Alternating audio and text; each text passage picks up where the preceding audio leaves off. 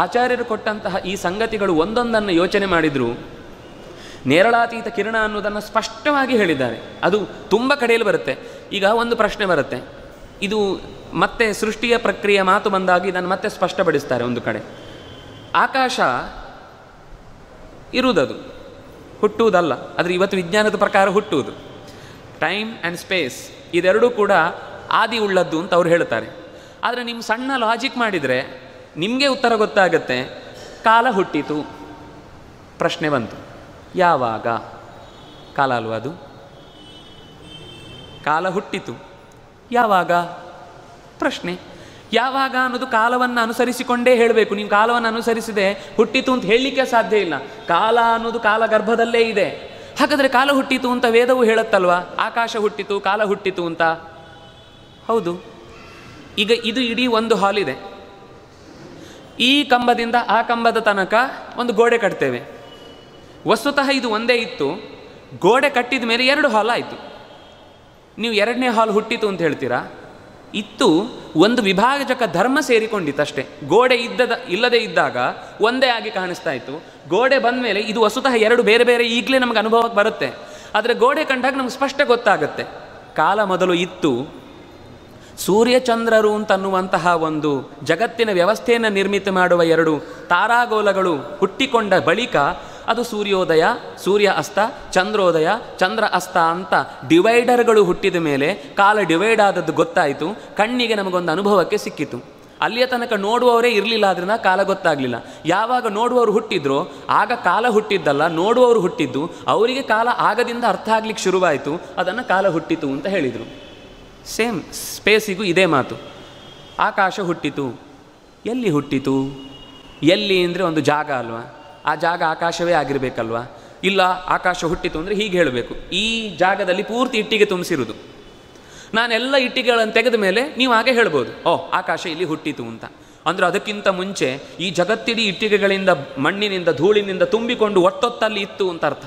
ಆಮೇಲೆ ಎಲ್ಲ ತೆಗೆದು ಪಕ್ಕಕ್ಕೆ ಸರಿಸಿದ್ರು, ಆಮೇಲೆ ಆಕಾಶ ಹುಟ್ಟಿತು ಅಂತ ಹೀಗೆ ಹೇಳಬೇಕು. ಆದರೂ ಆ ಇಟ್ಟಿಗೆ ಇರುವಾಗ ಆಕಾಶ ಇದ್ದೇ ಇದೆ. ಆಕಾಶದ ವಿಶೇಷ ಗುಣ ಏನು ಅಂದರೆ ಯಾವುದನ್ನೂ ತನ್ನೊಳಗೆ ಇಟ್ಟುಕೊಂಡು ಅದರಿಂದ ದೂರ ಆಗದೆ ಅದರ ಜೊತೆಗೇ ಇರುತ್ತೆ. ಅದು ದೇವರ ಗುಣ. ನಮಗೆ ದೇವರು ಎಲ್ಲ ಕಡೆ ಇದ್ದಾನೆ ಅಂದರೆ ಅರ್ಥ ಆಗೋದಿಲ್ಲ. ಈ ಪುಸ್ತಕ ಇದ್ದಾಗ ಇನ್ನೊಂದು ಪುಸ್ತಕವನ್ನು ಈ ಪುಸ್ತಕ ಇರುವ ಜಾಗದಲ್ಲಿ ಇಡಲಿಕ್ಕೆ ಸಾಧ್ಯ ಇಲ್ಲ. ಇದರ ಮೇಲೆ ಇಡಬೇಕು, ಒಂದು ಇದರ ಕೆಳಗೆ ಇರಬೇಕು. ಆದರೆ ದೇವರು ಹಾಗಲ್ಲ. ಈ ಪುಸ್ತಕ ಇರುವಾಗ ಈ ಪುಸ್ತಕ ಇರುವ ಜಾಗದಲ್ಲೇ ಇರ್ತಾನೆ. ಹೇಗೆ ಅಂದರೆ ಆಕಾಶದಲ್ಲಿ ಗಾಳಿ ಬೆಳಕು ಒಟ್ಟಿಗೆ ಇದ್ದ ಹಾಗೆ. ಬೆಳಕು ಆಕಾಶವನ್ನು ದೂರ ಮಾಡಲ್ಲ, ಗಾಳಿ ಆಕಾಶವನ್ನು ನುಂಗಿಬಿಡಲ್ಲ. ಆಕಾಶ ಯಾವ ಜಾಗದಲ್ಲಿದೆಯೋ ಅದೇ ಜಾಗದಲ್ಲಿ ಗಾಳಿಯೂ ಇರುತ್ತೆ, ಅದೇ ಜಾಗದಲ್ಲಿ ಬೆಳಕು ಇರುತ್ತೆ. ಒಟ್ಟಿಗೆ ಹೇಗೆ ಅದನ್ನು ಹೊಂದಿಕೊಂಡು ಒಂದರೊಳಗೊಂದು ಸೇರಿಕೊಂಡು ಓತಪ್ರೋತವಾಗಿ ಇದೆಯೋ ಹಾಗೆ ಭಗವಂತ ಓತಪ್ರೋತವಾಗಿದ್ದಾನೆ. ಅದರಿಂದಾಗಿ ಅವನಿಗೆ ಓಂ ಅಂತಾರೆ. ಓಂ ಅನ್ನೋದರ ಅರ್ಥ ಅದು. ಎಲ್ಲ ವಸ್ತುಗಳ ಒಳಗೂ ಅದು ಇರುವ ಜಾಗದಲ್ಲೇ ಇದ್ದಾನೆ ಅಂತನ್ನುವ ಅರ್ಥವನ್ನು ಹೇಳಲಿಕ್ಕೋಸ್ಕರ. ಹಾಗಾಗಿ ಆಚಾರ್ಯರು ಭಾಗವತ ತಾತ್ಪರ್ಯದಲ್ಲಿ ಹೇಳುವಾಗ ಆಕಾಶ ಮತ್ತು ಕಾಲ ಹುಟ್ಟಿತು ಅಂತ ಅನ್ನೋದಕ್ಕೇನು ಅರ್ಥ? ಹಾಗಾದರೆ ಹೇಳ್ತೇವೆ, ಆತ್ಮನ ಆಕಾಶ ಸಂಭೂತಃ. ನೀವು ಆಕಾಶ ಹುಟ್ಟಿಲ್ಲ ಅಂತ ಒಂದು ಕಡೆ ಹೇಳ್ತೀರಿ, ಈಗ ನೋಡಿದರೆ ಆಕಾಶ ಹುಟ್ಟಿತು ಅಂತ ಹೇಳ್ತಾ ಇದ್ರಿ. ಏನರ್ಥ? ಹೌದು, ಅವ್ಯಾಕೃತವಾದ ಆಕಾಶ ಹುಟ್ಟಲಿಲ್ಲ. ಆದರೆ ಜೀವಗಳು ತಮಗೆ ಓಡಾಡಲಿಕ್ಕೆ, ಉಸಿರಾಡಲಿಕ್ಕೆ, ತಮ್ಮ ಬದುಕನ್ನು ಕಟ್ಟಿಕೊಳ್ಳಲಿಕ್ಕೆ ಬೇಕಾದಂತಹ ಒಂದು ವಾತಾವರಣ ಕ್ರಿಯೇಟ್ ಆಯ್ತಲ್ವಾ? ಆ ಜಾಗ ಕ್ರಿಯೇಟ್ ಆಯ್ತಲ್ವಾ? ಅದು ಆಕಾಶ. ಆ ಆಕಾಶ ಹುಟ್ಟಿತು ಅಂತ ಹೇಳ್ತಾರೆ. ಅಂದರೆ ಈಗ ಅಲ್ಟ್ರಾವೈಲೆಟ್ ಕಿರಣಗಳು ಎಲ್ಲಿ ಸೇರಿಕೊಂಡು ಭೂಮಿಯ ಆವರಕವಾದ ಜಾಗ, ಓಝೋನ್ ಪದರದಿಂದ ಈಚೆಗೆ ನಮ್ಮ ಬದುಕೇನು ಕಟ್ಟಿಕೊಂಡಿದ್ದೇವೆ, ಆ ಜಾಗವನ್ನು ನೇರಳಾತೀತ ಕಿರಣಗಳು ಆವರಿಸಿಕೊಂಡು ಮನುಷ್ಯನಿಗೆ ಬೇಕಾದ ಬದುಕನ್ನು ಕಟ್ಟಿಕೊಟ್ಟಿತು. ಆ ಆಕಾಶ ಹುಟ್ಟಿತು. ಅಂದರೆ ಒಂದು ಮಡಿಕೆ ಮಾಡಿದಾಗ ಮಡಿಕೆಯೊಳಗೊಂದು ಆಕಾಶ ಹುಟ್ಟಿತು. ಆ ಮಡಿಕೆಯೊಳಗೆ ಇನ್ನೊಂದು ಚಿಕ್ಕ ಮಡಿಕೆ ಇಟ್ಟರೆ ಆ ಮಡಿಕೆಯ ಒಳಗಿನ ಚಿಕ್ಕ ಮಡಿಕೆಯ ಆಕಾಶ ಹುಟ್ಟಿತು. ಅಷ್ಟೇ. ವಸ್ತುತಃ ಅದರೊಳಗೆ ಮೊದಲೇ ಆಕಾಶ ಇದೆ. ಇರುವ ಆಕಾಶಕ್ಕೆ ಒಂದು ಡಿವೈಡರ್ ಬರುತ್ತೆ, ಇರುವ ಕಾಲಕ್ಕೆ ಒಂದು ಡಿವೈಡರ್ ಕಾಣಿಸುತ್ತೆ. ಹಾಗಾಗಿ ಆಕಾಶ ಹುಟ್ಟಿತು, ಕಾಲ ಹುಟ್ಟಿತು ಅನ್ನುವ ಮೂರ್ತವಾದ ಸ್ವರೂಪ ಅದು ಹೇಗೆ ಬಂತು ಅನ್ನೋದನ್ನು ಸರಳವಾಗಿ ಬಿಡಿಸಿ ಹೇಳಿದರು. ನಮಗೆ ಓದುವಷ್ಟು ತಾಳ್ಮೆ ಇಲ್ಲ. ಅದರಿಂದಾಗಿ ವಿಜ್ಞಾನ ಏನು ಹೇಳುತ್ತೆ ಅಂತ ಗೊತ್ತಿರೋದಿಲ್ಲ, ಒಂದೋ ಅಥವಾ ಶಾಸ್ತ್ರ ಏನು ಹೇಳಿರುತ್ತೆ ಅಂತ ಗೊತ್ತಿರಲ್ಲ. ಆದರೆ ಇಬ್ಬರನ್ನು ಬೈಕೋತಾ ಇರ್ತಾರೆ. ಅವರು ಹೇಳಿದ್ದೆಲ್ಲ ಮೂಢನಂಬಿಕೆ ಅಂತ ಇವರೇನೇನೋ ತಮ್ಮ ಕೋಣೆಯಲ್ಲಿ ಕೂತ್ಕೊಂಡು ಯಾವುದೋ ಬೂತ್ ಗಾಜಿಗೆ ಇಟ್ಕೊಂಡು ಕೂತ್ಕೊಂಡು ಎಲ್ಲ ಜಗತ್ತೆಲ್ಲ ಅರ್ಥ ಆಯಿತು ಅಂತ ಕೂತ್ಕೊಳ್ತಾರೆ ಅಂತ ಅವರನ್ನು ಬೈತಾ ಇರ್ತಾರೆ. ಇಬ್ಬರೂ ವಸ್ತುತಃ 2 ಬಾವಿಯಲ್ಲಿರುವ ಕಪ್ಪೆಗಳು. ವಸ್ತುತಃ ಇವತ್ತು ನಾವು ಸಂಸ್ಕೃತದ ಅಧ್ಯಯನವನ್ನು ಚೆನ್ನಾಗಿ ಮಾಡಿಸಿದರೆ ಮಕ್ಕಳಿಗೆ ಹೊರದೇಶದವರು ಏನೇನು ಹೇಳಿ ನಮ್ಮನ್ನು ಇವತ್ತಿನ ತನಕ ಮಂಗ ಮಾಡಿದ್ದಾರೋ, ನಮ್ಮನ್ನೆಲ್ಲ ಕೋತಿ ಹಾಗೆ ಕುಣಿಸಿದ್ದಾರೋ ಅದೆಲ್ಲದಕ್ಕೂ ಉತ್ತರವನ್ನು ಕೊಡಬಹುದು. ನಾವು ಆಸೆ ಪಡೋದಿಲ್ಲ. ಏನು ಸಂಸ್ಕೃತ ಓದಿದರೆ ಹೊಟ್ಟೆಗೆ ಅನ್ನ ಹುಟ್ಟತ್ತಾ? ದೊಡ್ಡ ಪ್ರಶ್ನೆ. ವೇದಾಂತ ಓದಿದರೆ ಏನಾಗುತ್ತೆ? ಬದುಕು ಕಟ್ಟಲಿಕ್ಕಾಗತ್ತಾ? ಮನೆ ಕಟ್ಟಲಿಕ್ಕಾಗತ್ತಾ? ಹೆಣ್ಣು ಕೊಡ್ತಾರಾ ಅಂತ ಏನೇನೋ ಪ್ರಶ್ನೆಗಳು. ಅದು ಎಷ್ಟು ಬೆಳೆಯುತ್ತೆ ಅಂದರೆ ನಾವು ಯಾಕಾದರೂ ಹೇಳಿದ್ವಪ್ಪ ಇವರಿಗೆ ಅನ್ನುವ ಒಂದು ಬೇಸರದ ಸ್ಥಿತಿ ಅನ್ನೋದಕ್ಕಿಂತ ಹೀನ ಸ್ಥಿತಿ ಬಂದು ಹೋಗುತ್ತೆ ಉತ್ತರ ಕೊಡುವವರಿಗೆ. ಅಂದರೆ ಯಾಕೆ ಹೀಗಾಗಿದೆ ಅಂದರೆ ಅದರ ಮಹತ್ವ ಗೊತ್ತಿಲ್ಲ. ಸಂಸ್ಕೃತದ ಮಹತ್ವ ಅದು. ಸಂಸ್ಕೃತ ಜಗತ್ತಿನ ಅತ್ಯಂತ ಸುಂದರವಾದ ಭಾಷೆ. ಎಟಮಲಾಜಿಕಲಿ ಇಂಥ ಒಂದು ಸುಂದರವಾದ ಭಾಷೆ ನೀವು ಇನ್ನೆಲ್ಲೂ ಹುಡುಕಿ ಕೊಡ್ಲಿಕ್ಕೆ ಸಾಧ್ಯ ಇಲ್ಲ. ಪ್ರತಿಯೊಂದು ಶಬ್ದಕ್ಕೂ ಅದರ ಶಬ್ದಗಳನ್ನು ಬಿಡಿಸಿದಾಗ ಅದಕ್ಕೊಂದು ಅರ್ಥ ಇದೆ. ಇದು ಸುಮ್ಮನೆ ಉದಾಹರಣೆಗೆ ಹೇಳುವುದಾದರೆ, ಯಾಕೆ ನಾನು ಈ ಮಾತು ಹೇಳ್ತಾ ಇದ್ದೇನೆ ಅಂದರೆ, ಆಚಾರ್ಯರ ಮಾತನ್ನು ನಾವು ಓದುವಾಗ ಸ್ವಲ್ಪ ಸಂಸ್ಕೃತದ ಬ್ಯಾಕ್ಗ್ರೌಂಡ್ ಇದ್ದು ನಮಗೇನಾಗುತ್ತೆ ಅಂದರೆ, ನಾವು ಶಾಸ್ತ್ರ ಓದಬೇಕು ಅಂತ ಯಾವುದೋ ಒಂದಿಷ್ಟು ಅನುವಾದಗಳನ್ನು ನಾವು ಓದಿಬಿಟ್ಟಿದ್ದೇವೆ ಅಂತ ಭ್ರಮಿಸ್ತೇವೆ, ದಾರಿ ತಪ್ತೇವೆ. ಮೂಲ ಗ್ರಂಥ ಯಾವಾಗ ಎಲ್ಲಿದೆಯೋ ಅಲ್ಲಿಂದನೇ ಓದಿದರೆ ಅದರ ಸತ್ವ ಸರಿಯಾಗಿ ಸಿಗುತ್ತೆ ನಮಗೆ. ಏನೂ ಇಲ್ಲದೆ ಇರೋದಕ್ಕಿಂತ ಅದು ತಪ್ಪಲ್ಲ. ಆದರೆ ನಾವು ಅಷ್ಟರಿಂದನೇ ನನಗೆಲ್ಲ ಅರ್ಥ ಆಯಿತು ಅಂತ ಭಾವಿಸಿದರೆ ತಪ್ಪಾಗುತ್ತೆ. ಅಥವಾ ಇನ್ನೊಬ್ಬರು ಯಾರಾದರೂ ನಮ್ಮ ಮೇಲೆ ಪ್ರಶ್ನೆ ಮಾಡಿದರೆ ನಾವು ಮೂಕರಾಗ್ತೇವೆ, ನಮ್ಮ ಹತ್ರ ಆಗೋದಿಲ್ಲ ಉತ್ತರ ಕೊಡಲಿಕ್ಕೆ. ಅದೇ ನಮಗೆ ಭಾಷೆಯ ಸೊಗಡು ಗೊತ್ತಿದ್ದರೆ ನಾವು ಅದನ್ನು ತಕ್ಷಣ ಅವ್ರು ಏನು ಪ್ರಶ್ನೆ ಮಾಡಿದ್ರು ತಕ್ಷಣ ಉತ್ತರ ಕೊಡಲಿಕ್ಕಾಗತ್ತೆ. ಮರ ಅಂತ ನಾವು ಹೇಳ್ತೇವೆ. ಮರ ಅಂದರೆ ಮರ ಅಲ್ಲ, ಇಂಗ್ಲೀಷಲ್ಲಿ ಟ್ರೀ, TRE, ಟ್ರೀ. ಯಾಕೆ ಟ್ರೀ? ಟ್ರೀ ಅಂದರೆ ಟ್ರೀ ಅಷ್ಟೇ, ನೋ ಕ್ವಶ್ಚನ್, ಆನ್ಸರ್ ಮಾಡಲಿಕ್ಕೆ ಸಾಧ್ಯವಿಲ್ಲ, ನೀವು ಮಾಡಲೂಬಾರ್ದು.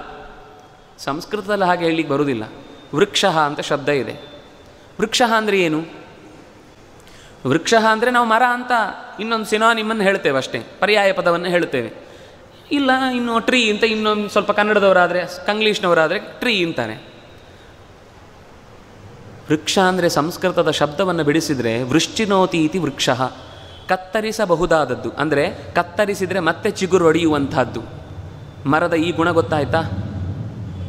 ಯಾವುದರ ಗೆಲ್ಲು ಕತ್ತರಿಸಿದರೆ, ಬುಡ ಕತ್ತರಿಸಿದರೆ ಮತ್ತೆ ಪಕ್ಕದಲ್ಲಿ ಚಿಗುರೊಡೆಯುತ್ತೆ. ಯಾವುದು ವೃಶ್ಚಿನೋತಿ, ಕತ್ತರಿಸಿದರೆ ಮತ್ತೆ ಚಿಗುರೊಡೆಯುತ್ತೋ ಅದು ವೃಕ್ಷ. ನಮ್ಮ ಕೈ ಕತ್ತರಿಸಿದರೆ ಚಿಗುರೊಡೆಯಲ್ಲ, ಅದರಿಂದ ಅದು ವೃಕ್ಷ ಅಲ್ಲ ಅಲ್ವಾ? ತಲೆ ಕಡಿದ್ರೆ ಏನು ಉಪಯೋಗ ಇಲ್ಲ. ಕೂದಲು ಕತ್ತರಿಸಿದರೆ ಆಗುತ್ತೆ, ಅದ್ರ ಚಿಗುರೊಡೆಯುವುದಲ್ಲ, ಇದ್ದ ಬುಡವೇ ಮತ್ತೆ ಬೆಳೆಯುವುದಷ್ಟೇ. ಅದೊಂದು ಮಾತ್ರ ಹುಲುಸಾಗಿ ಬೆಳೆಯುತ್ತೆ ನಮಗೆ.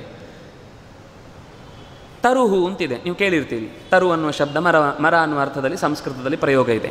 ತರುಹು ಅಂದರೆ ಏನು? ತರುಹು ಅಂದರೆ ತರುಹು, ಹಾಗೆ ಹೇಳಲಿಕ್ಕೆ ಬರೋದಿಲ್ಲ. ನೀವು ಸಂಸ್ಕೃತದಲ್ಲಿ ಹೇಳ್ತೀರಿ ಅಂದರೆ ಉತ್ತರ ಕೊಡಬೇಕು ನೀವು. ತರುಹು ಅಂದರೆ ತಾರಯತೀತಿ ತರುಹು. ಏನು ತಾರಯತಿ? ದಾಟಿಸತ್ತೆ. ಈಗ ಮಳೆಗಾಲ ಜೋರು ಬಂದಾಗ, ಚೆನ್ನಾಗಿ ನದಿ ಉಕ್ಕಿ ಹರಿದು ಕೊಚ್ಚಿಕೊಂಡು ಬಂದಾಗ ಎಷ್ಟೋ ಪ್ರಾಣಿಗಳು ಯಾವುದೋ ಮರದ ದಿಮ್ಮಿಯ ಮೇಲೆ ಕೂತು ಯಾವುದೋ ದಂಡೆಗೆ ಹೊಡೆದಾಗ ಅಲ್ಲಿಂದ ತಪ್ಪಿಸಿಕೊಂಡು ದಂಡೆ ಮೇಲೆ ಹತ್ತಿಕೊಂಡು ಬರ್ತವೆ. ಅಂದರೆ ನೀರಿನ ಸಾಂದ್ರತೆಗಿಂತ ಈ ಮರದಲ್ಲಿರುವ ಸಾಂದ್ರತೆ ಅತ್ಯಂತ ಕಮ್ಮಿ ಇದೆ, ಆದ್ದರಿಂದಾಗಿ ಅದರಲ್ಲಿ ತೇಲತ್ತೆ.